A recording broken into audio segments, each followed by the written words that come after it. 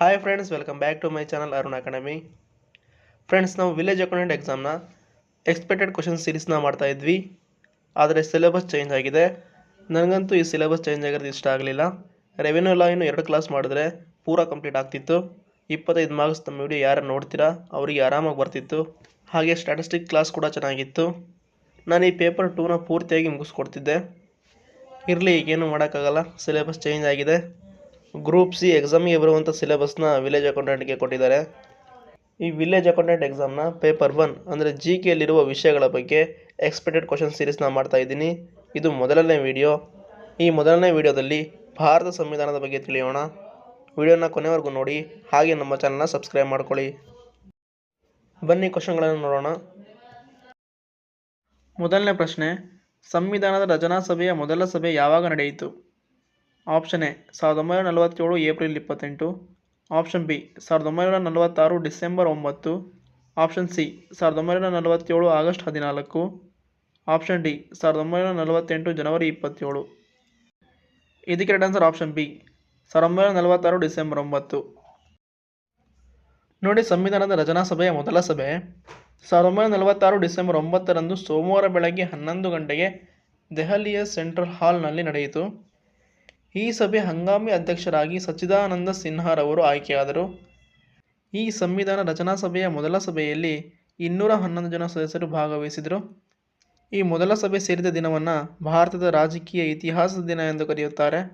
ಮೊದಲ ರಚನಾ ಸಭೆಯ ಉದ್ದೇಶಿಸಿ ಮಾತನಾಡಿದವರು ಜೆ.ಬಿ. ಕೃಪಲಾನಿ. ಈ ಸಭೆಯನ್ನು ಮುಸ್ಲಿಂ ಲೀಗ್ ಬಹಿಷ್ಕರಿಸುತ್ತೆ. ಯಾಕಂದರೆ ಇಲ್ಲಿ ಮುಸ್ಲಿಂ ಲೀಗ್ ಅವರು ಪ್ರತ್ಯೇಕ ಪಾಕಿಸ್ತಾನದ ಬೇಡಿಕೆ ನೆಟ್ಟಿದ್ರು. ಅದನ್ನು ಈ ರಚನಾ ಸಭೆ ತಿರಸ್ಕರಿಸುತ್ತೆ. ಆದ್ದರಿಂದ ಮುಸ್ಲಿಂ ಲೀಗ್ ಈ ಸಭೆಯನ್ನು ಬಹಿಷ್ಕಾರ ಮಾಡುತ್ತೆ. ಇದಿಷ್ಟು ಪಾಯಿಂಟ್ ತುಂಬಾ ಇಂಪಾರ್ಟೆಂಟ್, ನೆನ್ಪಿಟ್ಕೊಳ್ಳಿ. ನೋಡಿ, ಸಂವಿಧಾನದ ರಚನಾ ಸಭೆಯು 11 ಬಾರಿ ಅಧಿವೇಶನ ಸೇರ್ತಾರೆ. ಅದು ಯಾವ್ಯಾವಾಗ ಅಂತ ಇಲ್ಲಿ ಕೊಟ್ಟಿದ್ದೀನಿ, ನೋಡ್ಕೊಳ್ಳಿ. ನೆಕ್ಸ್ಟ್ ಪ್ರಶ್ನೆ, ಭಾರತ ಸಂವಿಧಾನ ಸಭೆಯು ಯಾವಾಗ ರಾಷ್ಟ್ರಗೀತೆಯನ್ನು ಅಂಗೀಕರಿಸಿತು? ಆಪ್ಷನ್ ಎ 31 ಜನವರಿ 1947, ಆಪ್ಷನ್ ಬಿ 26 ಜನವರಿ 1950, ಆಪ್ಷನ್ ಸಿ 24 ಜನವರಿ 1950, ಆಪ್ಷನ್ ಡಿ ಆಗಸ್ಟ್ 15, 1947. ಇದಕ್ಕೆ ರೈಟ್ ಆನ್ಸರ್ ಆಪ್ಷನ್ ಸಿ 24 ಜನವರಿ 1950. ನೋಡಿ, ರಾಷ್ಟ್ರಗೀತೆಯ ಬಗ್ಗೆ ತಿಳಿಯೋಣ. ಭಾರತದ ರಾಷ್ಟ್ರಗೀತೆ ಜನಗಣಮನ. ಈ ರಾಷ್ಟ್ರಗೀತೆಯನ್ನು ಬರೆದವರು ರವೀಂದ್ರನಾಥ ಟ್ಯಾಗೂರ್. ರವೀಂದ್ರನಾಥ ಟ್ಯಾಗೂರ್ ಅವರು ರಾಷ್ಟ್ರಗೀತೆಯನ್ನು ಸಂಸ್ಕೃತ ಮತ್ತು ಬಂಗಾಳಿ ಮಿಶ್ರಿತ ಭಾಷೆಯಲ್ಲಿ ಬರೀತಾರೆ. ಈ ರಾಷ್ಟ್ರಗೀತೆಯನ್ನು ನಮ್ಮ ಭಾರತ ಸಂವಿಧಾನವು 1950 ಜನವರಿ 24ರಂದು ಅಳವಡಿಕೆ ಮಾಡಿಕೊಳ್ಳುತ್ತೆ. ಈ ರಾಷ್ಟ್ರಗೀತೆಯನ್ನು ಪ್ರಥಮ ಬಾರಿಗೆ 1911 ಡಿಸೆಂಬರ್ 27ರಂದು ಕಲ್ಕತ್ತಾ ಕಾಂಗ್ರೆಸ್ ಅಧಿವೇಶನದಲ್ಲಿ ಸರಳಾದೇವಿಯವರು ಹಾಡುತ್ತಾರೆ. ಭಾರತದ ರಾಷ್ಟ್ರೀಯ ಗೀತೆಯಲ್ಲಿ ಒಟ್ಟು 13 ಸಾಲುಗಳಿವೆ. ರಾಷ್ಟ್ರೀಯ ಗೀತೆಯನ್ನು ಹಾಡಲು ತೆಗೆದುಕೊಳ್ಳುವ ಸಮಯ 52 ಸೆಕೆಂಡ್ಗಳು. ಹಾಗೂ ರಾಷ್ಟ್ರಗೀತೆಯನ್ನು ಆಂಗ್ಲ ಭಾಷೆಗೆ ಅನುವಾದ ಮಾಡಿದವರು ಮಾರ್ಗರೆಟ್ ಕಸಿನ್. ಇವುಗಳನ್ನು ನೆನ್ಪಿಟ್ಕೊಳ್ಳಿ. ನೆಕ್ಸ್ಟ್ ಪ್ರಶ್ನೆ, ಭಾರತದಲ್ಲಿ ಒಂದು ಹೊಸ ರಾಜ್ಯವನ್ನು ಹೇಗೆ ಸೃಷ್ಟಿಸಬಹುದು? ಆಪ್ಷನ್ಗಳನ್ನು ನೋಡಿ. ಆಪ್ಷನ್ ಎ ಸಂಸತ್ತಿನ ಸಾಮಾನ್ಯ ಬಹುಮತದ ಮೂಲಕ, ಆಪ್ಷನ್ ಬಿ ಸಂಸತ್ತಿನ ಸಾಮಾನ್ಯ ಬಹುಮತ ಮತ್ತು ಗರಿಷ್ಠ ರಾಜ್ಯಗಳ ಒಪ್ಪಿಗೆಯ ಮೇರೆಗೆ, ಆಪ್ಷನ್ ಸಿ ಸಂಸತ್ತಿನ 3/2 ಬಹುಮತದೊಂದಿಗೆ, ಆಪ್ಷನ್ ಡಿ ಸಂಸತ್ತಿನ ಉಭಯ ಸದನಗಳ 3/2 ಬಹುಮತ ಹಾಗೂ ಗರಿಷ್ಠ ರಾಜ್ಯಗಳ ಒಪ್ಪಿಗೆಯೊಂದಿಗೆ. ನೋಡಿ, ಇದಕ್ಕೆ ರೈಟ್ ಆನ್ಸರ್ ಆಪ್ಷನ್ ಎ ಸಂಸತ್ತಿನ ಸಾಮಾನ್ಯ ಬಹುಮತದ ಮೂಲಕ. ನೋಡಿ, ಸಂವಿಧಾನದ ಭಾಗ 1 ಒಕ್ಕೂಟ ಮತ್ತು ಅದರ ಭೂಪ್ರದೇಶ 1ನೇ ವಿಧಿಯಿಂದ 4ನೇ ವಿಧಿಯವರೆಗೂ ಒಳಗೊಂಡಿದೆ. ಅದರಲ್ಲಿ 2ನೇ ವಿಧಿ ನೂತನ ರಾಜ್ಯಗಳ ಸೇರ್ಪಡೆ ಮತ್ತು ಸ್ಥಾಪನೆ ಬಗ್ಗೆ ಹೇಳುತ್ತೆ.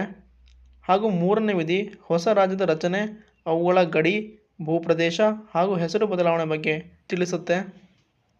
ನೋಡಿ, 3ನೇ ವಿಧಿ ಅಡಿಯಲ್ಲಿ ಸಂಸತ್ತಿಗೆ ಇರುವ ಅಧಿಕಾರಗಳು: ಮೊದಲನೇದು, ಒಂದು ರಾಜ್ಯವನ್ನು ವಿಭಜಿಸಿ 2 ಅಥವಾ 2ಕ್ಕಿಂತ ಹೆಚ್ಚು ರಾಜ್ಯವನ್ನು ರಚಿಸಬಹುದು. ಹಾಗೆ 2ನೇ ಅಧಿಕಾರ 2 ಅಥವಾ 2ಕ್ಕಿಂತ ಹೆಚ್ಚು ರಾಜ್ಯಗಳನ್ನು ಸೇರಿಸಿ ಒಂದು ರಾಜ್ಯವನ್ನಾಗಿ ಸ್ಥಾಪಿಸುವುದು. ನಂತರ ರಾಜ್ಯದ ಹೆಸರು ಬದಲಾಯಿಸುವುದು ಹಾಗೂ ಗಡಿ ಪ್ರದೇಶದ ಬದಲಾವಣೆ ಮಾಡುವುದು. ಈ ರೀತಿಯ ಅಧಿಕಾರವನ್ನು ಸಂಸತ್ತಿಗೆ ನೀಡಲಾಗಿದೆ. ನೋಡಿ, ಈ ಮೇಲಿನ ಯಾವುದೇ ಮಸೂದೆಯನ್ನು ಸಂಸತ್ತಿನಲ್ಲಿ ಮಂಡಿಸಬೇಕಾದರೆ ಮೊದಲು ರಾಷ್ಟ್ರಪತಿಯವರ ಒಪ್ಪಿಗೆಯನ್ನು ಪಡೆದಿರಬೇಕು. ನಂತರ ಸಂಸತ್ತಿನಲ್ಲಿ ಮಂಡಿಸಬಹುದು. ಹಾಗೆ ಈ ರೀತಿಯ ವಿಷಯಗಳಿಗೆ ಸಂಬಂಧಪಟ್ಟ ಮಸೂದೆಯನ್ನು ಸಂಸತ್ತು ಸರಳ ಬಹುಮತದ ಮೂಲಕ ಮಸೂದೆಯನ್ನು ಪಾಸ್ ಮಾಡಿ ರಾಷ್ಟ್ರಪತಿಯವರಿಗೆ ಕಳಿಸಬೇಕು. ನಂತರ ರಾಷ್ಟ್ರಪತಿ ಇದಕ್ಕೆ ಸಹಿ ಮಾಡುವ ಮೂಲಕ ಮಸೂದೆ ಕಾಯ್ದೆಯಾಗಿ ಜಾರಿಗೆ ಬರುತ್ತೆ. ಇದಿಷ್ಟು ಪಾಯಿಂಟ್ಗಳು ತುಂಬ ಇಂಪಾರ್ಟೆಂಟ್, ನೆನ್ಪಿಟ್ಕೊಳ್ಳಿ. ನೆಕ್ಸ್ಟ್ ಪ್ರಶ್ನೆ, ಈ ಕೆಳಗಿನವುಗಳಲ್ಲಿ ತಪ್ಪಾಗಿರುವುದನ್ನು ಗುರುತಿಸಿ. ಆಪ್ಷನ್ ಎ, ಸಂವಿಧಾನದ 3ನೇ ಭಾಗ ಮೂಲಭೂತ ಹಕ್ಕುಗಳು. ಆಪ್ಷನ್ ಬಿ, ಸಂವಿಧಾನದ 2ನೇ ಭಾಗ ಪೌರತ್ವ. ಆಪ್ಷನ್ ಸಿ, ಸಂವಿಧಾನದ 4A ಮೂಲಭೂತ ಕರ್ತವ್ಯಗಳು. ಸಂವಿಧಾನದ 5ನೇ ಭಾಗ ರಾಜ್ಯ ನೀತಿ ನಿರ್ದೇಶಕ ತತ್ವಗಳು. ನೋಡಿ, ಇಲ್ಲಿ ಯಾವುದು ತಪ್ಪಾಗಿದೆ ಅಂತ ಕೇಳಿದ್ದಾರೆ. ಸೊ ಇದಕ್ಕೆ ಕರೆಕ್ಟ್ ಆನ್ಸರ್ ಆಪ್ಷನ್ ಡಿ, ಸಂವಿಧಾನದ 5ನೇ ಭಾಗ ರಾಜ್ಯ ನಿರ್ದೇಶಕ ತತ್ವಗಳು. ಇದು ತಪ್ಪು. ಯಾಕಂದರೆ ಸಂವಿಧಾನದ 4ನೇ ಭಾಗ ರಾಜ್ಯ ನೀತಿ ನಿರ್ದೇಶಕ ತತ್ವದ ಬಗ್ಗೆ ಹೇಳುತ್ತೆ. ಇಲ್ಲಿ 5 ಅಂತ ಹೇಳ್ತಿದ್ದಾರೆ. ಸೊ ಹಾಗಾಗಿ ಡಿ ಆಪ್ಷನ್ ತಪ್ಪಾಗಿದೆ. ಫ್ರೆಂಡ್ಸ್, ಭಾರತದ ಸಂವಿಧಾನವು ಒಟ್ಟು 22 ಭಾಗಗಳನ್ನು ಒಳಗೊಂಡಿದೆ. ಅದು ಯಾವ್ಯಾವುದು ಹಾಗೂ ಎಷ್ಟು ವಿಧಿಗಳನ್ನು ಒಳಗೊಂಡಿದೆ ಅಂತ ಇಲ್ಲಿ ಕೊಟ್ಟಿದ್ದೀನಿ, ಸರಿಯಾಗಿ ನೋಡ್ಕೊಳ್ಳಿ. ನೆಕ್ಸ್ಟ್ ಕ್ವಶನ್, ಎ, ರಾಜ್ಯ ನೀತಿ ನಿರ್ದೇಶಕ ತತ್ವಗಳನ್ನು ಅಮೆರಿಕ ದೇಶದಿಂದ ಎರವಲು ಪಡೆಯಲಾಗಿದೆ. ಬಿ, ರಾಜ್ಯ ನೀತಿ ನಿರ್ದೇಶಕ ತತ್ವಗಳನ್ನು ಅನುಷ್ಠಾನ ಮಾಡುವಂತೆ ಯಾವುದೇ ನ್ಯಾಯಾಲಯದ ಮೊರೆ ಹೋಗುವಂತಿಲ್ಲ ಎಂದು ಸಂವಿಧಾನದಲ್ಲಿ ವಿವರಿಸಲಾಗಿದೆ. ಈ ಎರಡು ಆಪ್ಷನ್ಗಳಲ್ಲಿ ಯಾವುದು ಸರಿಯಿದೆ ಅಂತ ಆಯ್ಕೆ ಮಾಡಬೇಕಾಗತ್ತೆ.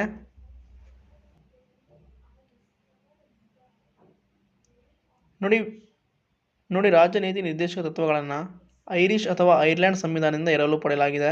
ಆದರೆ ಇಲ್ಲಿ ಅಮೆರಿಕ ಅಂತ ಹೇಳಿದ್ದಾರೆ. ಸೊ ಇಲ್ಲಿ ಎ ತಪ್ಪಾಗಿದೆ.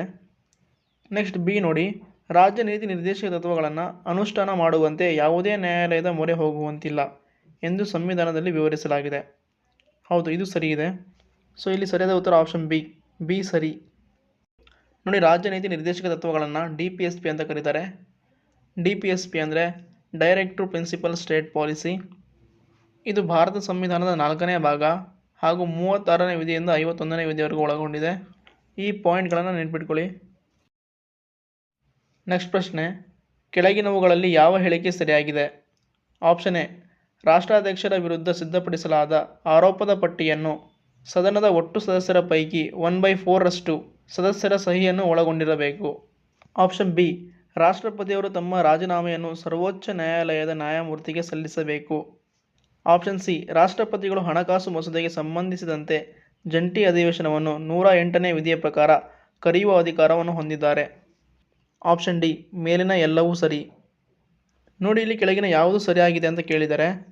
ಸೊ ಇಲ್ಲಿ ಆಪ್ಷನ್ ಎ, ರಾಷ್ಟ್ರಾಧ್ಯಕ್ಷರ ವಿರುದ್ಧ ಸಿದ್ಧಪಡಿಸಲಾದ ಆರೋಪದ ಪಟ್ಟಿಯನ್ನು ಸದನದ ಒಟ್ಟು ಸದಸ್ಯರ ಪೈಕಿ 1/4 ಸದಸ್ಯರ ಸಹಿಯನ್ನು ಒಳಗೊಂಡಿರಬೇಕು. ಆಪ್ಷನ್ ಎ ಸರಿಯಾಗಿದೆ. ಉಳಿದ ಆಪ್ಷನ್ಗಳು ತಪ್ಪಾಗಿವೆ. ಯಾಕಂದರೆ ಆಪ್ಷನ್ ಬಿ ನೋಡಿ, ರಾಷ್ಟ್ರಪತಿಯವರು ತಮ್ಮ ರಾಜೀನಾಮೆಯನ್ನು ಸರ್ವೋಚ್ಚ ನ್ಯಾಯಾಲಯದ ನ್ಯಾಯಮೂರ್ತಿಗೆ ಸಲ್ಲಿಸಬೇಕು. ಇದು ತಪ್ಪು.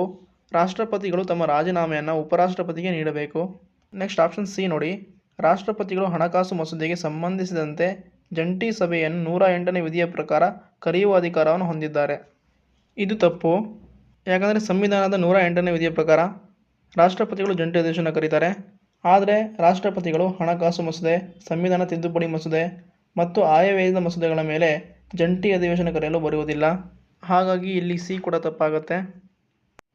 ಆಪ್ಷನ್ ಎನ ನೋಡಿ, ರಾಷ್ಟ್ರಾಧ್ಯಕ್ಷರ ವಿರುದ್ಧ ಸಿದ್ಧಪಡಿಸಲಾದ ಆರೋಪದ ಪಟ್ಟಿಯನ್ನು ಸದನದ ಒಟ್ಟು ಸದಸ್ಯರ ಪೈಕಿ 1/4 ಸದಸ್ಯರ ಸಹಿಯನ್ನು ಒಳಗೊಂಡಿರಬೇಕು. ನೋಡಿ, ಸಂವಿಧಾನದ 61ನೇ ವಿಧಿ ರಾಷ್ಟ್ರಪತಿಯವರ ಮಹಾಭಿಯೋಗ ಬಗ್ಗೆ ಹೇಳುತ್ತೆ. ರಾಷ್ಟ್ರಪತಿಯವರ ಮಹಾಭಿಯೋಗವನ್ನು ಅಮೆರಿಕ ದೇಶದಿಂದ ಎರವಲು ಪಡೆಯಲಾಗಿದೆ. ರಾಷ್ಟ್ರಪತಿಯವರ ಮಹಾಭಿಯೋಗ ಪ್ರಕ್ರಿಯೆಯನ್ನು ಯಾವ ಸದನದಲ್ಲಿ ಬೇಕಾದರೂ ಮೊದಲು ಮಂಡಿಸಬಹುದು. ಯಾವ ಸದನದಲ್ಲಿ ಮಂಡಿಸ್ತಾರೋ ಆ ಸದನದ ಒಟ್ಟು ಸದಸ್ಯರ 1/4 ಬಹುಮತದೊಂದಿಗೆ 14 ದಿನಗಳ ಮುಂಚಿತವಾಗಿ ರಾಷ್ಟ್ರಪತಿಗೆ ನೋಟಿಸನ್ನು ಕಳಿಸಬೇಕು. ಸೊ ಹಾಗಾಗಿ ಇಲ್ಲಿ ಆಪ್ಷನ್ ಎ ಸರಿಯಾದ ಉತ್ತರ. ಮುಂದಿನ ವಿಡಿಯೋಗಳಲ್ಲಿ ಇನ್ನೂ ವಿವರವಾಗಿ ರಾಷ್ಟ್ರಪತಿಯವರ ಮಹಾಭಿಯೋಗದ ಬಗ್ಗೆ ನೋಡೋಣ. ನೆಕ್ಸ್ಟ್ ಪ್ರಶ್ನೆ, ಕೆಳಗಿನ ಯಾವ ವಿಧಿಯಡಿಯಲ್ಲಿ ಸಂವಿಧಾನ ತಿದ್ದುಪಡಿಯನ್ನು ಮಾಡಬಹುದು? ಆಪ್ಷನ್ ಎ 356ನೇ ವಿಧಿ. ಆಪ್ಷನ್ ಬಿ 360ನೇ ವಿಧಿ. ಆಪ್ಷನ್ ಸಿ 368ನೇ ವಿಧಿ. ಆಪ್ಷನ್ ಡಿ 359ನೇ ವಿಧಿ. ಇದಕ್ಕೆ ರೈಟ್ ಆನ್ಸರ್ ಆಪ್ಷನ್ ಸಿ 368ನೇ ವಿಧಿ. ನೋಡಿ, ತಿದ್ದುಪಡಿ ಬಗ್ಗೆ ನೋಡೋದಾದರೆ ಸಂವಿಧಾನದ 20ನೇ ಭಾಗದಲ್ಲಿರುವ 368ನೇ ವಿಧಿಯು ಸಂವಿಧಾನದ ತಿದ್ದುಪಡಿಗೆ ಸಂಬಂಧಿಸಿದೆ. ತಿದ್ದುಪಡಿಯನ್ನು ದಕ್ಷಿಣ ಆಫ್ರಿಕಾ ಸಂವಿಧಾನದಿಂದ ಎರವಲು ಪಡೆಯಲಾಗಿದೆ. ಹಾಗೆ ಭಾರತ ಸಂವಿಧಾನ ತಿದ್ದುಪಡಿ ಮಾಡುವ ಅಧಿಕಾರ ಸಂಸತ್ತಿಗೆ ನೀಡಲಾಗಿದೆ. ಭಾರತ ಸಂವಿಧಾನಕ್ಕೆ ಇಲ್ಲಿವರೆಗೂ 105 ಬಾರಿ ತಿದ್ದುಪಡಿಯನ್ನು ಮಾಡಲಾಗಿದೆ. ಇದನ್ನು ನೆನ್ಪಿಟ್ಕೊಳ್ಳಿ. ಸಂಸತ್ತಿನ ಮೂಲ ರಚನೆಯನ್ನು ಹೊರತುಪಡಿಸಿ ಸಂವಿಧಾನದ ಯಾವುದೇ ಭಾಗವನ್ನು ತಿದ್ದುಪಡಿ ಸಂಸತ್ತಿನ ಮೂಲ ರಚನೆಯನ್ನು ಹೊರತುಪಡಿಸಿ ಸಂವಿಧಾನದ ಯಾವುದೇ ಭಾಗವನ್ನು ತಿದ್ದುಪಡಿ ಮಾಡಬಹುದೆಂದು ಕೇಶವಾನಂದ ಭಾರತೀಯ ಪ್ರಕರಣಕ್ಕೆ ಸಂಬಂಧಿಸಿದ ತೀರ್ಪಿನಲ್ಲಿ ಸುಪ್ರೀಂ ಕೋರ್ಟ್ 1973ರಲ್ಲಿ ಸ್ಪಷ್ಟಪಡಿಸಿದೆ. ತಿದ್ದುಪಡಿಯಲ್ಲಿ 3 ಪ್ರಕಾರಗಳು. ಮೊದಲನೇದು ಸರಳ ವಿಧಾನ, ಎರಡನೇದು ವಿಶೇಷ ವಿಧಾನ, ಮೂರನೇದು ವಿಶೇಷ ವಿಧಾನ ಮತ್ತು ಅರ್ಧ ರಾಜ್ಯಗಳ ಒಪ್ಪಿಗೆ. ಈ ತಿದ್ದುಪಡಿಯ ಪ್ರಕಾರಗಳನ್ನು ಮುಂದಿನ ಕ್ಲಾಸಲ್ಲಿ ಡೆಪ್ತಾಗಿ ನೋಡೋಣ. ನೆಕ್ಸ್ಟ್ ಪ್ರಶ್ನೆ, ಇತ್ತೀಚೆಗೆ ಸಂಸತ್ತಿನಲ್ಲಿ ಇರುವ ಕೆಳಗಿನ ಯಾವ ಮೀಸಲಾತಿಯನ್ನು ರದ್ದುಪಡಿಸಲಾಗಿದೆ? ಆಪ್ಷನ್ ಎ ಪರಿಶಿಷ್ಟ ಜಾತಿ ಮತ್ತು ಪರಿಶಿಷ್ಟ ಪಂಗಡ, ಆಪ್ಷನ್ ಬಿ ಆಂಗ್ಲೋ ಇಂಡಿಯನ್ ಸಮುದಾಯ, ಆಪ್ಷನ್ ಸಿ ಮಹಿಳೆಯರು, ಆಪ್ಷನ್ ಡಿ ಮೇಲಿನ ಯಾವುದೂ ಅಲ್ಲ. ಇದಕ್ಕೆ ಎರಡು answer option B Anglo Indian ಸಮುದಾಯ.